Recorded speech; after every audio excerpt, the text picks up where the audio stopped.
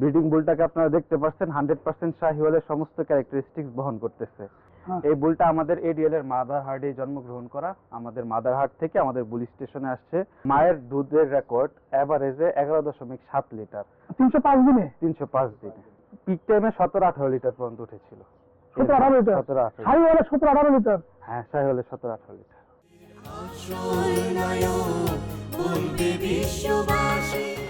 এটা আমাদের American dairy লিমিটেডের একটা শাহিওয়াল 100% ব্রিডিং বুল। এটার জন্ম 2019 সালে এবং 2024 সালে আমরা এনটিআরসিএ থেকে এই বুলটা অ্যাপ্রুভ পাই। এই বুলটা আমাদের এডিএল এর মাদার হার্ডে জন্মগ্রহণ করা, আমাদের মাদার হার্ড থেকে আমাদের বুলি স্টেশনে আসছে। ব্রিডিং বুলটাকে আপনারা দেখতে পাচ্ছেন 100% শাহিওয়ালের সমস্ত ক্যারেক্টারিস্টিক্স বহন করতেছে। এই বুলটা থেকে এখন প্রোডাকশন স্টেজে আছে বুলটা। আমরা প্রতি সপ্তাহে 2 বার করে এই বুলটা থেকে সিমেন্ট কালেকশন করি এবং এটার ফিল্ড পারফরমেন্সও যথেষ্ট ভালো। এই বুলটার হচ্ছে মায়ের দুধের রেকর্ড এভারেজে 11.7 লিটার 305 দিনে। 305 দিনে পিক টাইমে 17-18 লিটার পর্যন্ত উঠেছিল। শাহিওয়ালের 17-18 লিটার। হ্যাঁ, শাহিওয়ালের 17-18 লিটার। আলহামদুলিল্লাহ, আলহামদুলিল্লাহ।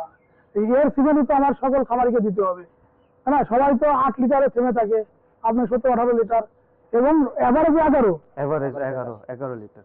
এটা তো অনেক বেশি। আলহামদুলিল্লাহ, আলহামদুলিল্লাহ।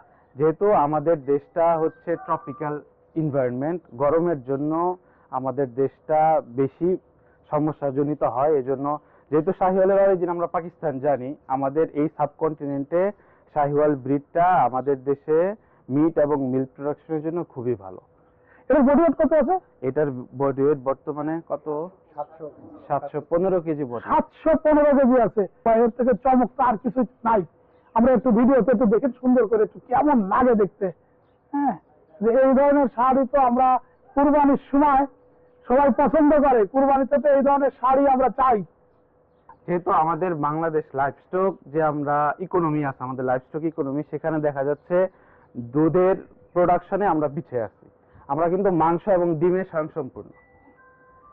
আমেরিকান ডেইরি লিমিটেড যেটাই হোক, পুরা বাংলাদেশে আমরা ডিম এবং মাংসের স্বয়ংসম্পূর্ণ, আমরা দুধ প্রোডাকশনে পিছিয়ে আছি।